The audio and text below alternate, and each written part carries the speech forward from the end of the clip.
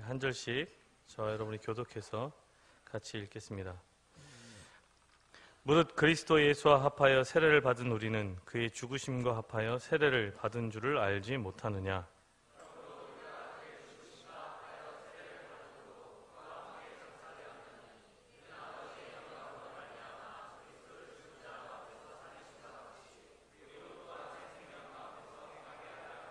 같이 읽습니다.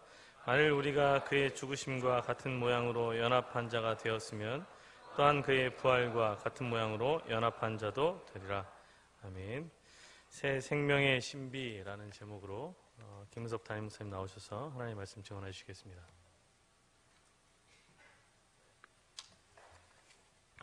안녕하세요. 반갑습니다. 옆 사람하고 인사할까요? 안녕하세요. 신비롭습니다. 그렇게 인사하세요. 신비롭습니다. 당신이 지금 내 자리에 있는 것이, 내 옆에 있는 것이 신비롭습니다. 오늘은 어린이 주일이잖아요. 어린이 주일. 여기 어린이가 없죠? 천국 갈 사람 한 명도 없네. 어린아이 같이 하면 천국 못 간다 그랬는데 비웃어 아주. 아유 참 오래간만에 봤다고 막 비웃고. 여러분, 어린이라는 말을 누가 제일 먼저 썼어요? 방정환. 우리가 상식으로 아는 거 아닙니까? 근데 그 상식이 틀렸더라고요. 제가 이번에 이 설교 준비하는 것 때문에 찾아보니까 원래 여러분 우리 때는 이거 배웠는데 여러분들 배웠는지 모르겠네. 나라 말씀이 튕기게 달아 문자 오라 서로 사마띠 아니할세. 이런 전차를 어린 백성이 이루고자 할비이셔도. 이런 말 알죠? 뭡니까 이거? 후민정음 전문이잖아요. 거기 보면 어린 백성이 이루고자 할비이셔도 하는 말이 있어요. 이때 어린 백성이란 말이 나와요. 이게 어리다는 뜻이잖아요. 이때는 무슨 뜻이에요? 나이가 적다는 뜻이에요? 어리석다는 뜻이죠. 이때는, 이 시대는 어리다 말이 어리석다는 뜻으로 쓰여졌습니다. 그런데 이 어리석다는 말이 17세기가 되면은 우리가 알고 있는 어리다는 말로 바뀐대요. 바뀐다기보다는 뜻을 하나 더 가지는가 봐요.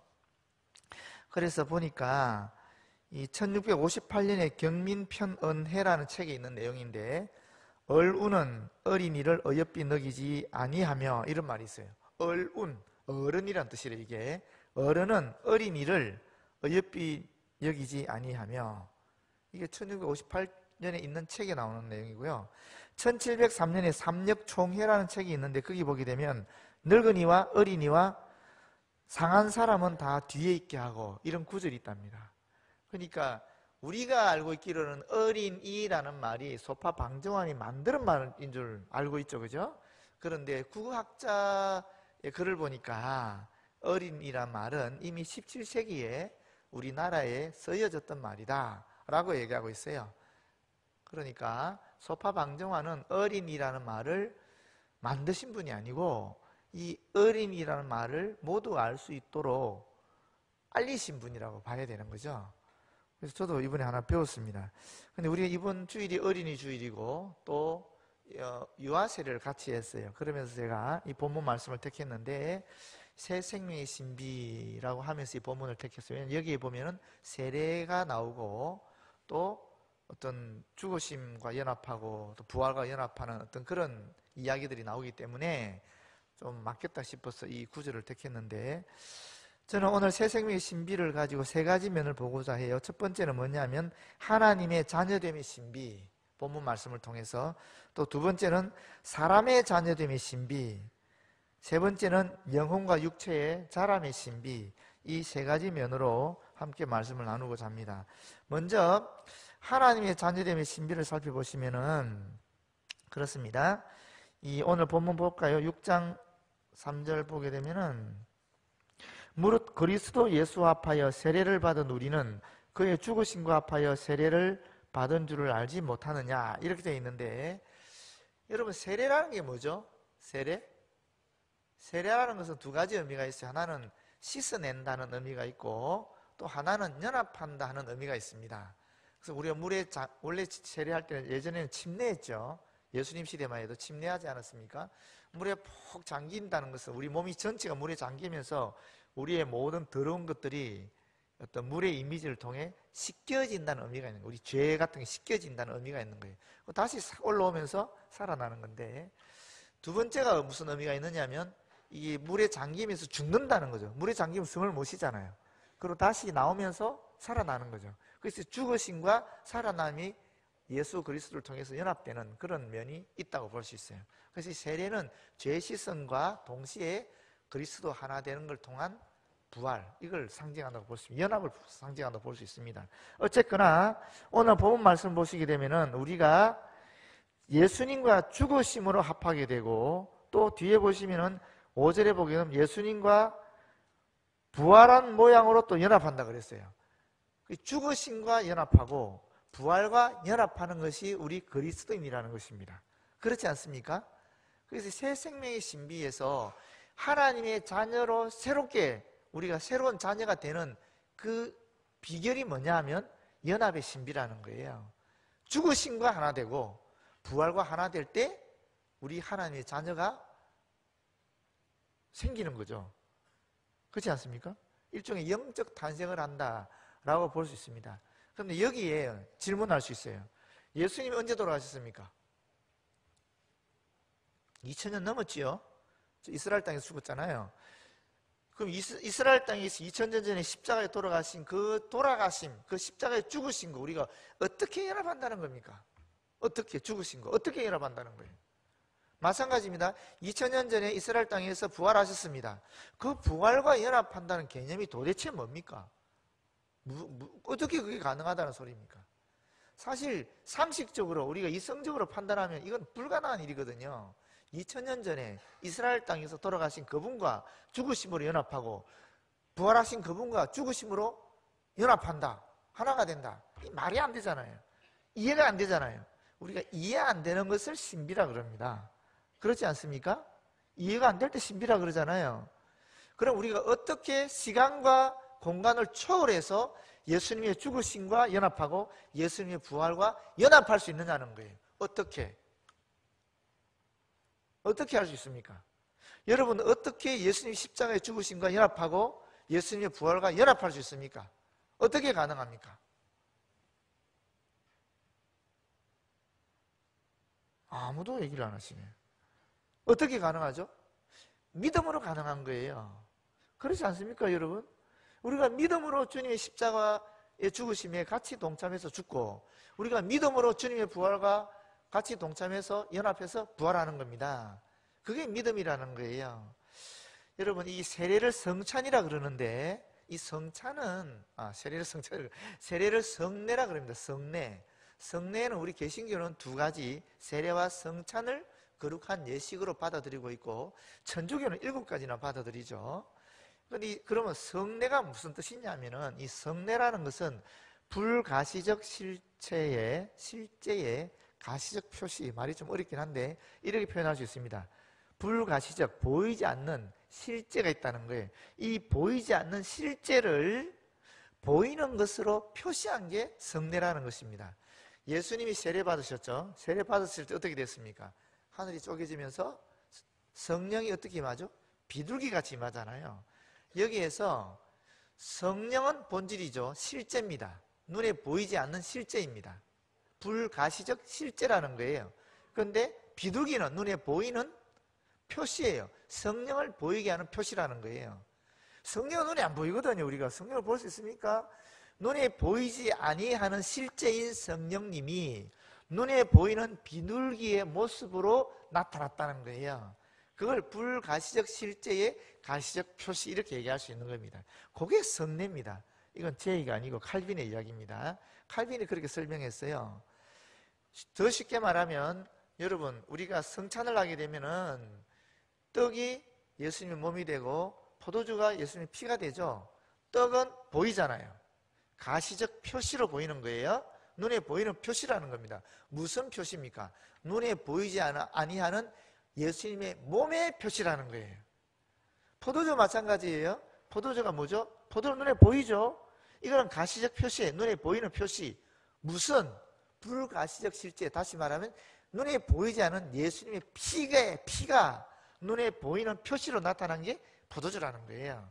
이게 불가시적 실제의 가시적 표시라는 그런 성례의 의미입니다. 이렇게 설명할 수도 있고, 또 하나는 어떻게 설명할 수 있느냐면은, 성례라는 것을 두 이질적 차원의 연결, 교섭 내지는 융합, 이렇게 표현할 수 있어요. 떡, 예수님의 몸, 질적으로 다르잖아요. 그러죠? 포도주, 예수님의 피, 이거 완전 질적으로 다른 거지 않습니까? 그런데 성령의 임재하심을 통해서 성령의 역사로 이 떡이 예수님의 몸이 되고 이 포도주가 예수님의 피가 된다는 거예요. 이런 것들이 성례인데, 거기에 반드시 들어가는 것이 뭐냐면은 그게 바로 믿음이라는 겁니다. 우리 교회 역사를 통해서 보게 되면은 이 쉽게 말해서 세례가 효력을 발휘하는가 안 발휘하는가에 대한 다양한 해석이 있었어요. 한 3가지 정도 해석이 있는데, 첫 번째가 뭐냐면 인효론이라는 겁니다. 사람이 효력이 있다는 거예요. 그거는 도미티안 황제 때 도미티안 황제 전이군요. 콘스탄틴 황제가 이제 기독교를 공인하지요. 기독교를 종교로 인정해 주잖아요. 근데 그 전에는 313년 전에는 기독교가 종교로 인정되지 않았기 때문에 엄청난 박해를 받았지 않습니까? 그런데 사제들 중에서도 박해를 받아서 예수님을 배신한 배교한 사제들이 있을 수 있잖아요. 꽤 있었습니다. 그 시대에도. 그러면 이 배교한 사제가 베푸는 세례가 효력이 있는가 없는가, 이게 이제 문제가 된 거예요. 이제 모두가 다 자유롭게 신앙생활을 하는 시대에 살게 되면서, 그 전에 신앙의 자유가 없었을 때에 배교한 사제로부터 세례를 받았어요. 그러면 그 세례는 효과가 있는가 없는가 하는 거예요. 있을 것 같아요, 없을 것 같아요, 여러분이 볼 때는? 배교한 사제가 세례를 베풀었습니다. 예수님을 부인한 사제가 세례를 베풀었어요. 그러면 그 세례는 효과가 있을까요, 없을까요? 여러분 생각 어떻습니까? 있을 것 같아요? 없을 것 같아요? 그게 인효론인데, 그때 그 당시에 배교한 사제가 베푸는 세례는 효과가 없다. 왜? 사제가 더러워져 버렸으니까. 그런 사제가 세례를 베푸기 때문에 그건 효력이 없다 해서 인효론이라고 합니다. 사람에 따라 효력이 발생한다는 거죠. 사제가 갖고 있는 어떤 그런 영적, 진앙적 상태에 따라 효력을 발생한다 해서 인효론이라고 그랬습니다. 근데 거기에 대해서 어거스틴이라는 위대한 학자 아시죠? 그죠? 신학자. 어거스틴이 아니다, 사효론이다. 그 세례의 효력은 인간이 깨끗하고 안 깨끗하고에 좌우되는 것이 아니라 성례 자체를 집례하는 분이 누구냐? 성령님이시다는 거예요. 그 성례 자체가 효력을 발휘한다는 거예요. 성령이 역사하시는 거니까. 어차피 인간은 누구나 다 죄인이기 때문에 그 인간을 통로로 하는 그 통로 때문에 효력이 발생하고 발생하지 않고는 있을 수 없다. 올바로 성례가 집례된다면은 성령의 역사하심 통해서 세례는 효력이 있다 해서 사효론, 성례를 집행하는 사효론을 주장했어요. 종교개혁자는 또 다르게 이야기합니다. 아무리 올바르게 성례가 집례된다 할지라도 그걸 받는 사람이 어떻게 받느냐, 거기에 따라 효력이 발생한다는 거예요. 그래서 예를 들어서 예수님의 몸을 우리가 성찬할 때 떡을 예수님 몸으로 우리가 먹잖아요. 또 그 포도주를 예수님 피로 우리가 마시잖아요. 마시는데 그걸 받아들이는 사람이 정말 믿음으로 받아들이면 효력이 있고, 믿음으로 받아들이지 않으면 세례받은 자라 할지라도 효력이 없다는 거예요.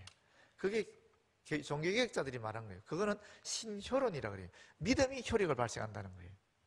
그래서 이렇게 이제 세례나 성찬에 대한 입장에 따라 차이가 나는데, 그런데 똑같은 거 하나, 중요한 게 하나 있어요. 그게 뭐냐면 인효론, 사효론, 신효론 다 떠나가지고 어떻게 세례가, 어떻게 성찬이 효력을 발휘하느냐, 믿음이 있다는 거예요. 믿음으로 받아들인다는 것이고, 그 믿음으로 받아들이는 것이 성령의 역사하심을 통해서 효력을 발생해야 된다는 거예요. 다시 말하면 성령과 믿음이라는 이 두 개가 일종의 매개가 되어야 그게 발생되는 거지, 효력이 발생되는 거지, 그냥 우리가 막 한다고 발생되는 건 아니라는 것입니다. 그래서 여러분 요한복음 1장 12절 보시게 되면 이런 말씀이 있어요. 영접하는 자 곧 그의 이름을 믿는 자들에게는 하나님의 자녀가 되는 권세를 주셨으니 이는 혈통으로나 육정으로나 사람으로 난 것이 아니고 하나님께로부터 났다. 이런 말씀이 있어요. 다시 말하면 우리가 어떤 영적인 탄생, 하나님의 자녀가 되는 것은 믿음으로 됩니다. 예수를 그리스도 믿는 그 믿음으로 되는데 그 믿음은 하나님의 은혜로 주어진다는 거예요. 성령의 역사심으로 되어진다는 겁니다. 그래서 우리가 믿음을 그 누구도 주장할 수 없는 거죠. 그러니까 이 영적인 탄생이라는 것이 믿음과 하나님의 어떤 성령의 역사심 합해서 가는 겁니다. 똑같아요. 우리가 예수의 죽으심과 합한다, 연합한다는 개념이 우리가 믿음으로 성령의 역사로 거기에 연합하게 되는 것입니다. 부활도 마찬가지예요. 우리가 예수 그리스도를 믿음으로 성령의 은총 가운데에 주님의 부활과 연합하게 되는 겁니다. 하나가 되는 것입니다. 떡이 예수의 몸이 되듯이 포도주가 예수님의 피가 되듯이 예수님의 죽으심에 우리가 믿음으로 성령의 은총 가운데에 동참하게 되는 것입니다. 부활에 동참하게 되는 것입니다. 이게 우리가 하나님의 자녀가 되는 신비입니다. 여러분 상상해 보십시오. 바깥에서 아니 카스테라 하나 가지고 이게 예수님의 몸이다 하고 막 먹고 있는 거 보면 솔직히 얼마나 웃깁니까? 포도주를 가지고 오면 예수님의 피다 그러면서 그것도 많이 마시지 않잖아요. 요 조그만 컵에 들은 거 요거 한 꼬프 딱 이렇게 마시는 거 보고 예수님 피다 그런 걸 바깥에서 보면 얼마나 웃기겠습니까? 안 그렇습니까? 그런데 우리는 어떻게 해요? 그게 진짜 예수님 몸이요 진짜 예수님 피로 생각하고 받아들이고 있지 않습니까? 어떻게 그게 가능하냐고. 그게 믿음이라는 겁니다. 그러니까 믿음으로 가능해지는 겁니다. 성령의 은총으로 가능해지는 것입니다. 카스테라인데 분명히 눈에는 카스테라인데 그걸 우리가 믿음으로 예수님의 몸이라고 기억하고 영적으로 임재하셨다고 믿고 받아들이는 거잖아요. 그렇지 않습니까? 그럴 때 이 카스테라가 예수님의 영적인 몸이 되어서 우리의 영적 성장에 기여하게 된다는 것입니다. 이게 믿음의 차원이 아니면은 도저히 이해할 수 없는 매우 신비로운 영역입니다. 기독교가 다 이래요. 바깥에서 보면 이상해요. 지금도 여러분 여기 굳이 앉아있을 이유가 없잖아요. 차라리 밖에 나가서 TV를 보든지 다른 친구를 만나든지 해야지 왜 여기 앉아있냐고. 미친 짓이라고요. 안 믿는 사람들 보게 되면은 딱 안 그렇습니까? 믿음의 눈으로 보면은 이게 은혜인데 신비인데 믿음의 눈으로 보지 않으면 도저히 이해할 수 없는 겁니다. 예수 믿는다는 사실은. 그래서 우리가 기독교인이 된다는 것은 이 신비로운 면이 있는 것입니다. 신비롭지 않으면 이런 일이 일어날 수가 없어요. 그런데 그 신비가 어떻게 일어나느냐? 믿음의 역사고 성령의 역사라는 것입니다. 자, 그 다음에 두 번째로 사람의 자녀됨의 신비도 있습니다. 제가 KBS 의학 다큐멘터리 태아라는 걸 보게 되니까 우리가 생명이 만들어질 때, 다시 말하면 처음에 이게 정자 난자가 결합하기 전에도 부모가 연합하는 거죠, 그죠? 그 다음에 정자가 난자와 결합하는 것도 연합하는 거지 않습니까? 근데 결합할 때에 야 놀랍더만요. 3억 대 1이에요. 3억 대 1. 3억 마리의 정자가 한 마리가 난소에 탁 들어가는 거예요. 난자와 만나는 거예요. 근데 이걸 비유로 설명하면 이렇게 설명할 수 있더만요. 이 3억 마리가 출발했지 않습니까? 출발해서 막 헤엄쳐가지고 난자랑 딱 만나게 되는데 요게 170cm의 키를 가진 남자가 5km의 수영을 하는 것과 같대요. 그리고 수영해서 쫙 달려가면은 500마리만 남고 다 떨어져 나간다는 거예요. 500마리가. 그래서 500마리가 또 서로 경쟁해서 한 마리만 딱 들어간대요. 그래서 거기서 생명이 잉태되는 거예요. 저와 여러분은 기본적으로 여기 앉아 있다는 것 자체는 3억 대 1을 뚫은 거예요. 대단하지 않습니까? 그 생명의 잉태 자체가 되게 신비로운 거예요. 그렇지 않습니까? 사실 여러분들 중에 과학도들이 많이 있겠지만 과학이라는 것이 수학도 마찬가지죠. 공부를 하고 들어가면 결국 신비의 영역과 만난대요. 저도 뭐 현대 물리학과 신비주의 이런 책도 읽고 그랬었는데 예전에 보면 과학자들의 공통적인 고백이 결국은 깊이 들어가면 신비롭다는 거예요. 다 신비와 접촉한다는 거예요. 정말 모든 것이 다 삶의 모든 분야가 다 사실은 신비로운 영역인데 우리가 그거를 너무나 무시하고 살아가는 겁니다. 제가요, 이 아기를 태어나는 과정도 똑같은 과정을 거친데요. 아기가 태어날 때 우리는 산모가 엄마가 힘을 줘가 애가 나오는 줄 알지만 엄마가 아무 때나 힘을 줍니까? 그렇지 않거든요. 아기가 속에서 나오려고 하는 것을 엄마가 산모가 몸이 알고 그때부터 힘을 주기 시작하는 거예요. 그러니까 이 태어나는 과정 자체도 사실은 아기와 엄마가 연합하는 거예요. 아기가 막 나오려고 하고 엄마는 밀어주는 거예요. 그래서 같이 연합해서 아이가 나오는 거예요. 자연적인 출산인 경우에 요즘에 뭐 이렇게 하면 되니까 이거는 빼고 우리가 자연적인 출산일 때 그렇게 된다는 거예요. 제가 근데 제 경험을 하나 말씀드릴게요. 얼마나 이 부모 자식 간의 유대가 신비로운지를 제가 하나 설명해 드릴게요. 제가 직접 경험한 것입니다. 한번 얘기했는지도 모르겠지만 저희 큰애가 서울에서 났어요. 서울에 있는 병원에서 났는데 그 병원에는 아이가 태어나면 이제 하루 동안은 그 간호사들이 그 영아실에서 애를 데리고 있더라고요. 그러면 산모가 가서 이제 초유를 먹이고 그 다음에 산모는 입원실로 와요. 저희가 2인 1실이 있었는데 입원실로 와서 산모를 편안하게 쉬게 하는 겁니다. 하룻밤을 그냥 산모 혼자 자게 하는 거예요. 아기를 떨어 놓고 그래야 산모가 쉴 수 있다는 거죠. 그리고 이튿날이 되면 아기를 데려다 줘요. 그때부터 이제 같이 자는 거예요. 그래서 저희는 이틀째를 맞았는데 저희 옆 침대에 이제 산모가 하나 들어왔어요. 근데 이분은 이제 아기를 낳은 거죠, 그날. 저희는 이틀째고. 그런데 산모가 들어왔는데 보호자들의 남편이 돌아오셔가지고 밤에 잠을 같이 안 자려고 하는 거예요. 로비에 나가서 주무시겠다는 거예요. 그래서 그러지 마시라고 같이 들어 주무시자고. 그 산모 침대가 우리 밑에 보호자 침대가 따로 있지 않습니까? 바닥에. 산모가 둘이 있는데 뭐 나 혼자 남자인데 나 혼자 어떻게 잠을 자요? 같이 자야지. 그래서 같이 자자 그랬어요. 저희는 제처랑 저랑 우리 큰애가 있었고 아기가 있었고 이 집은 이제 산모랑 보호자인 남편이 이제 같이 잠을 자게 된 거죠. 근데 그날 밤에 저희는 잠을 한숨도 못 잤어요. 이 보호자 남편이 코를 무지하게 고는 거예요. 정말 잠을 못 잤어요. 엄청 후회했어요. 그렇다고 자다가 깨워서 쫓아낼 수도 없고 어떡하겠어요. 그때부터 우리 애가 잠잘 때 건드리면 굉장히 화를 내는 것 같아요. 걔는 지금 잠잘 때 건드리면 정말 막 화가 막 폭발합니다. 그때 어릴 때 그 2살 이틀째 경험 때문에 그런 것 같아요. 그런데요, 그 다음날, 우리는 셋째 날이죠. 이 집은 이제 둘째 날 아닙니까? 이 집에 아기가 왔잖아요. 그리고 저희 집에는 장모님 와 계시고, 이 집에는 이제 뭐 친정 어머니, 시댁 어머니 다 왔어요, 이제.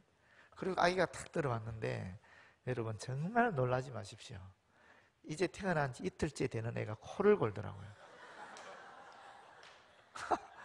여러분, 상상이 안 되죠? 제가 거짓말 하는 것 같죠? 제가 직접 봤어요. 직접 들었어요. 직접 경험했어요. 애가 코를, 갓난애기, 이틀 된 갓난애기가 코를 고는데, 우리 거기 어른들 다 웃었어요. 난리가 났죠, 뭐. 상상이 됩니까, 여러분? 이야, 정말 놀라운 사실이죠. 정말 신비롭지 않습니까? 저는 그때 신비를 느꼈어요.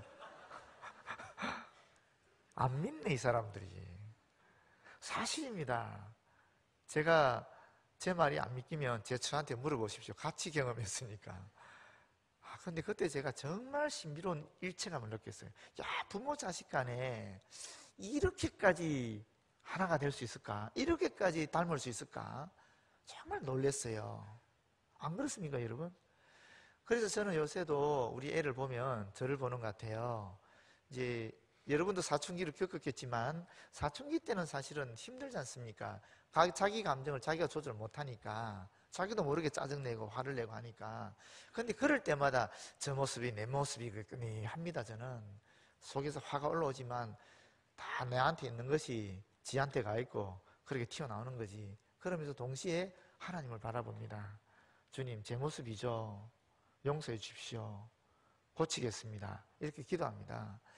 근데 여러분, 하여튼 이 부모 자식 간에도 그렇게 묘한, 정말 어떻게 설명할 수 없는 그런 신비로움이 있는 겁니다. 여러분 안 그래요? 여러분 그렇지 않아요? 제가 이렇게 걸어가잖아요. 걸어가면 저희 아버지 고아원 원장이셨는데 그 고아원 형님이 저를 보고 그랬어요. 너는 어떻게 걸어가는 자세가 너희 아버지랑 똑같으냐 그러더라고요. 걸어가는 자세도 똑같다는 거예요. 이게 정말 희한한 겁니다. 부모와 자녀 간에 이런 신비로운 일체감이 있어요. 여러분들이 인정하든 인정하지 않든 어쩔 수 없어요. 이게 DNA 속에 들어오는 거니까 어떡하겠어요. 끝으로 이 자람에도 마찬가지입니다. 우리가 육체가 자라고 영혼이 자란다 그랬을 때에 육체가 어떻게 자랍니까? 아기들이 자라날 때 어떻게 자라죠? 먹이고 재우고 양육을 키우니까 사랑을 주니까 자라는 건 아니겠습니까? 그렇죠? 이 육체의 자랑같이 영도 자라거든요. 근데 이 육체에 자라는 것이 전혀 눈에 보이지 않습니다. 같이 살면 아기가 자라는 게 안 보여요. 안 보이는데 애는 자라고 있어요. 그래서 늘 보니까 자라는 줄 모르지요. 그렇지만 한 달에 한 번씩 키를 재면 이게 자라거든요. 이게 자라는 게 눈에 보이거든요. 분명히 눈에는 안 보인다니까요. 근데 한 달 후면 자라 있는 거예요. 안 그렇습니까? 영혼도 마찬가지입니다. 여러분 우리가 주일날 이렇게 예배드리고 주일날 여러분들이 주일학교 다니면서 성경 공부하고 했던 거 기억하시죠?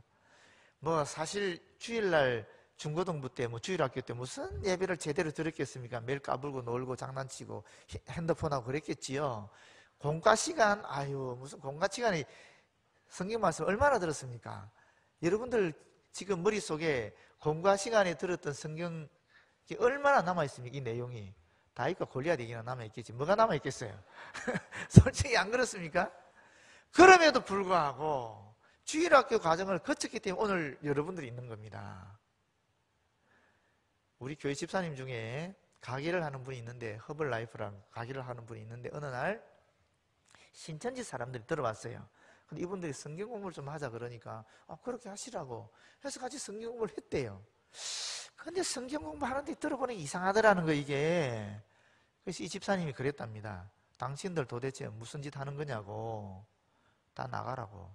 내가 이래봬도 주일학교 출신이라고. 제가 신방하면서 직접 들은 얘기예요. 내가 이래봬도 주일학교 출신이라고. 무슨 소리입니까? 주일학교만 제대로 다녀도 이단들의 성경 공부에 혹해지지 않습니다. 주일학교만 제대로 다녔어도 이게 도대체 배운 것도 없는 것 같은데도 불구하고 주일학교만 제대로 다녀도 분별력이 생긴다는 겁니다. 이게 여러분 요새는 그렇지 않은데 예전에 저희 어릴 때는 집에서 콩나물을 많이 키웠어요. 요새 콩나물 키우는 집이 있습니까? 없죠? 그거 키우면 콩나물 공장하는 사람이에요. 요새는 공장에서 나오니까. 그리고 실제로 콩나물 키우는 콩이 따로 있거든요. 근데 요새는 그걸 가져와서 물을 줘도 다 썩어버리지 제대로 안 자란답니다. 그게 이제 콩도 요새는 전부 유전자 조작해가지고 다 이상해졌고 또 물도 수돗물 쓰다 보니까 예전같이 안 해서 수돗물 물 자체는 깨끗한데 이게 수도관을 통해서 오면서 좀 여러 가지 이게 안 좋은 게 섞이는가 봐요. 그러니까 이게 별로 안 좋은 거죠. 그래서 콩나물이 요새는 못 키우는데 저희 어릴 때는 거의 집집마다 시루가 있었고 그거 다 콩나물 키웠어요. 집집마다. 방에 가면 항상 이렇게 시루가 있어서 그 물 주고 나면 꼭 까만 헝겊으로 덮었거든요. 햇빛이 안 들어가도록 하기 위해서. 근데 물만 주는데 햇빛도 안 들어오게 다 막아버리는데도 불구하고 묘하게 이게 시간 지나면 자라있어요. 진짜. 참 신기하더라고요. 이게 자라난다는 과정이 이렇게 신비로운 것입니다. 여러분, 육체의 자람도 신비롭고 영혼의 자람도 신비로운 겁니다. 그렇게 신비롭게 자라나는 거예요. 어느 날 문득 보니까 내가 키가 이렇게 커져 있는 거지. 갓난 애기가. 안 그렇습니까? 근데 여기에도 정말 하나님의 역사하심이 있는 거지요. 그렇지 않습니까? 여러분 스스로 자랑 같아요? 여러분이 스스로 자랑 같지만 이 자랑 속에는 어머니 아버지의 헌신과 눈물의 기도와 땀이 있는 겁니다. 먹이고 입히고 재우고 공부시키고 정말 참 엄청난 눈물과 애씀이 있는 겁니다. 그래서 오늘 여러분이 일이 있는 것이지 안 그러면 어떻게 이 자리에 여러분들이 있겠습니까? 그러지 않습니까? 다 돌이켜보면 이게 다 신비로운 거예요. 그렇지 않아요? 제가 마무리를 하겠습니다. 에베소 6장 4절에 보면 아비들아 너희 자녀를 노엽게 하지 말고 오직 주의 교훈과 훈계로 양육하라 하는 말씀이 있습니다. 아비들아, 여러분들도 이제 아비가 될 거니까 영적 아비들도 있죠. 여기 지금 영적으로 이 초신자들 가르치고 있는 분 있지 않습니까? 영적인 내 자녀들이죠. 그렇게 생각하면 또 결혼 앞으로 다 결혼하실 거지 않습니까? 그럼 여러분들도 다 자녀를 가질 거예요. 한번 당해 보십시오. 이제 노엽게 하지 말라 하는 말이 있는데 어떻게 노엽게 하지 않습니까? 노엽게 하는 건 화나게 하지 말라는 거 아닙니까? 우리가 사실 이게 영혼육이 있다면 이게 영적인 면도 채워져야 되고 정신적인 정서적인 면도 채워져야 되고 또 육체적인 면도 채워져야 이게 바르게 자라는 것이고 그렇게 되는 것인데 부모가 영적인 면을 소홀히 하고 정서적인 면도 제대로 안 해주고 하면은 화가 나는 거죠. 우리 인간은 영적인 존재이기 때문에 어떤 초월적 세계와의 어떤 관계가 있어야 이게 영이 제대로 자라요. 마찬가지로 정신적인 것도 마찬가지입니다.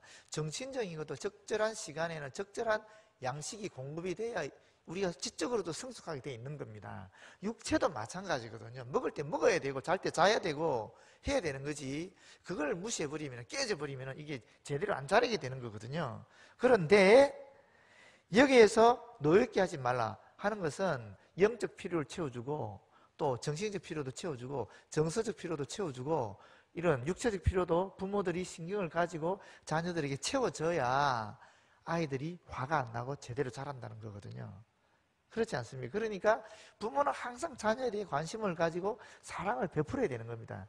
늘 아이들이 필요한 게 뭔지 늘 관심을 가져야 되는 거예요. 사랑이 필요하면 사랑을 줘야 되고 이 육체적인 접촉이 필요하면 육체적으로 접촉을 해줘야 되고 또 배고프다 그러면 밥도 줘야 되고 항상 그렇게 해야 아이들이 노엽지 않은 거죠. 화가 안 나는 거죠. 그런데 이 사랑을 줄 때 어떻게 줘야 되느냐 하면은 어떤 인간적인 사랑을 줘서는 안 된다는 겁니다. 주의 말씀, 주님의 교훈으로 사랑하라 이렇게 되어 있는 거지 않습니까? 그렇지 않습니까? 훈계하더라도 내가 화가 나서 내 성질대로 하면 안 된다는 거예요. 어떻게? 주님의 사랑으로 훈계하라는 겁니다. 주님의 말씀으로 훈계하라는 것입니다. 이게 완전히 다른 겁니다. 여러분이 한번 부모가 되어서 한번 시도해 보십시오. 이게 얼마나 어려운 일인지. 근데 이렇게 될 때에 이런 마땅한 행할 길을 아이에게 가르치게 되면 잠언 20장 6절 말씀인데 그리하면 늙어도 그것을 떠나지 않게 된다는 것입니다. 참 마지막 한 가지 얘기만 하고 끝낼게요. 저희 큰애가 5개월 되었을 때인데 오늘 큰 얘기를 많이 해서 죄송한데 이제 제가 연동교회 이제 부목사 할 때입니다. 그래서 이제 저는 아침 일찍 예배가 있으니까 오고 제 처는 이제 아기를 안고 일산에서 종로까지 이제 한 1시간 정도 되는 거리를 버스를 타고 다녔어요. 그런데 한 번은 버스를 탔는데 옆자리에 할머니가 앉으신 거예요. 이 할머니가 저희 애를 보고 너무 이쁘다고 너무 사랑스럽다고 참 어떻게 이렇게 귀엽냐고. 왜 비웃어요 근데? 참 이상한 사람. 여러분 애기 제가 한번 말씀드렸죠. 애기가 원래 무슨 말인지 압니까? 애기. 우리가 애기 그러잖아요. 그 한자어로 하면 사랑의 자 몽기자예요. 사랑의 자 몽기자. 사랑 덩어리라는 겁니다. 애기는. 애기가 사랑 덩어리니까 거기에서 애기가 나와요. 사랑의 기운이 나오는 겁니다. 지금 여러분이 저를 보고 있지만 만약에 여기에 갓난 애기가 탁 나오면은 갓난 애기가 이거 딱 걸어오잖아요. 갓난 애기가 못 걷나? 엄마랑 같이 갓난 애기가 이렇게 아니 뭐 요새는 돌대기 전에 그러니까 돌대기 전에 걷는 애가 하나 아장아장하게 걸어오면은 여러분이 제가 설가고 있는데도 저 안 봅니다. 다 그 애기한테 가게 돼 있어요. 왜 그런지 알아요? 여러분들이 그만큼 사랑의 기운이 딸리기 때문에 사랑의 기운에 충만한 애기한테 이게 우리도 모르게 기운이 딸려 들어가는 거예요. 그래서 여러분 아기를 안고 가는 사람들을 보면 우리도 모르게 눈동자가 돌아가지 않습니까? 길거리 지나다니다 보면. 그게 왜 그런가 하면은 사랑 덩어리가 지나가니까 우리의 사랑의 기운이 딸려가지고 그냥 들어가는 거예요. 눈이 저절로 돌아가는 거예요. 실제로 그렇습니다. 그러니까 그때 우리 애기가 5개월이었으니까 지금도 이쁘지만 그때는 진짜 이뻤거든 애가. 그러니까 할머니가 뭐 얼마나 그렇게 귀엽게 했겠어요. 그런데 그 할머니가 참 기똥찬 얘기를 남겨줬어요. 제 처한테. 그게 뭐냐면은 이런 얘기예요. 이거 부모들한테 써먹지 마요. 비겁하게. 어? 세대. 아기 참 이쁘지? 얘가 자라서 세대 절대 얘한테 효도받을 생각하지 말라는 거예요. 좀 생뚱맞게. 좀 기분 나쁘지 않겠어 그러면? 애가 그렇게 이쁘다고 칭찬해놓고는 얘가 앞으로 효도 안 할 거니까 효도받을 생각하지 말라고 하면 이거 저주잖아요. 그렇지 않습니까? 근데 그 할머니의 뒷말이 진짜 가슴에 와닿았어요. 뭐냐면 애기는 자라면서 이쁜 짓, 사랑스러운 짓 하면서 다 부모한테 준다는 거예요. 효도를 한다는 거예요. 자라면서 효도 다 한다는 거예요. 근데 그게 너무 가슴에 와닿는 거예요. 진짜 애 키워보면 그러거든요. 정말 사랑스러워요. 정말 너무 귀하고 정말 그래요. 우리 목사님들 다 아시지만 목사님들도 애들 많아요. 참 민병 목사님도 애 많죠. 셋이나 되지. 여기도 셋이지. 김신 전사님 애가 아직 없지만 목사가 안 되니까 애가 없잖아. 목사 아무나 하나? 하여튼 이게 정말 그 할머니 말씀이 맞아요.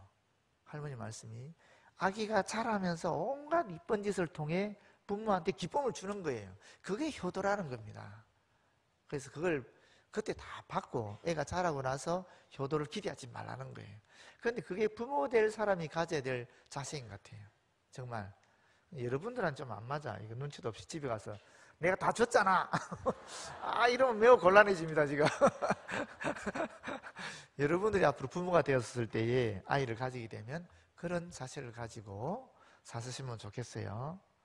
제가 그 신방을 갔는데 우리 교인집에 신방 가서 이 할머니가 정말 그 애가 대학교 1학년 때 남편 잃고 보험회사 하시고 여러 가지 하면서 정말 돈을 많이 벌었어요. 그러면서 자녀들 공부를 다 잘 시켰어요. 그래서 결혼도 다 잘하고 집도 다 사주고 뭐 심지어 결혼해서 유학도 보내주고 이랬더라고요. 근데 이 할머니가 사기를 당해서 돈이 싹 다 날아간 거예요. 지금은 이제 그 자녀들이 이제 생활비를 주는가 봐요. 한 70만 원 정도 주는가 본데 할머니 입장에서는 70만 원 주면서 받으면서 마음이 편하지 않는 거예요. 무슨 소리냐면은 그 전에 당신이 가진 모든 돈을 다 준 거거든요. 집도 사주고 공부도 시켜주고 유학도 보내주고. 지금 이제 자기들이 70만 원 꼴랑 어떻게 보면 꼴랑 70만 원 주는 건데 그것도 그냥 공짜도 아니에요. 자기들의 자녀를 또 키우고 있어요. 더 받아야 돼. 그래도 그 돈 주면서 생색내더라는 거예요. 엄마가 볼 때는. 제가 그 얘기를 들으면서 가슴이 막 아프더라고요. 왜냐하면 나도 그러고 있으니까. 저도 아버지가 계시거든요. 어머니 돌아가시지만 아버지 계시는데 가만히 생각해 보니까 아버지가 나한테 주신 것은 내가 기억 안 해요. 기억 안 하고 내가 조금 드린 거 있잖아요. 한 달에 10만 원씩 보내는 거, 또 뭐 TV 필요하다 했을 때 TV 사드리는 거, 우리 형제들 같이 연합해서 뭐 또 차가 필요하다 해서 우리 형제들이 다 200만 원씩 내가 차 사드린 거, 내가 드린 것만 기억하지 내가 받은 걸 기억 안 하고 있더라고요. 제가 스스로 깜짝 놀랐어요 사실은. 그래서 이게 자식이구나. 이 자식은 진짜 지가 준 것만 기억하지 받은 것을 기억하지 못하는 존재구나 하면서 되게 죄송하더라고요 저희 아버지한테. 여러분도 그렇지 않아요? 지금 여러분들이 부모님께 받은 걸 기억합니까? 내가 부모님께 드린 걸 기억합니까? 받은 걸 기억 안 해요. 다 내가 조금 준 거 기억하지. 옷 하나 사준 거, 뭐 신발 하나 사준 거, 뭐 그런 거 기억하지. 내가 지금 아버지로부터 어머니로부터 받고 있는 이 수많은 혜택들 기억 안 하잖아요. 그게 우리 인간인가 봐요. 그게 내리사랑이라 그러는 거죠. 근데 하나님도 그러세요. 하나님도 우리에게 무한히 주시는 분이에요. 무한히. 그런 사랑을 기억하시고 우리가 좀 하나님께도 좀 드리려고 생각하고 또 부모님들께도 좀 사랑, 내가 할 수 있는 조그만 마음이라도 드리도록 애를 쓰는 그런 저와 여러분 되었으면 참 좋겠습니다. 예, 기도하겠습니다. 아버지 하나님 고맙고 감사합니다. 오늘도 주의 귀한 말씀을 통하여 이 신비로운 생명, 육적 탄생과 영적 탄생과 또 자람의 신비를 한번 생각하게 해주시니 고맙고 감사합니다. 참 아버지 하나님 믿음의 눈으로 보게 되면 신비로운 것이 많이 있는데 우리가 그것을 무시하고 다닐 때가 많이 있습니다. 주님, 저희에게 은총을 더하셔서 이 삶이 얼마나 신비로운지, 주님과 동행하는 것이 얼마나 신비로운 것인지를 삶을 통해서 경험해 나갈 수 있도록 도와주시옵소서. 예수님 이름으로 기도드립니다. 아멘.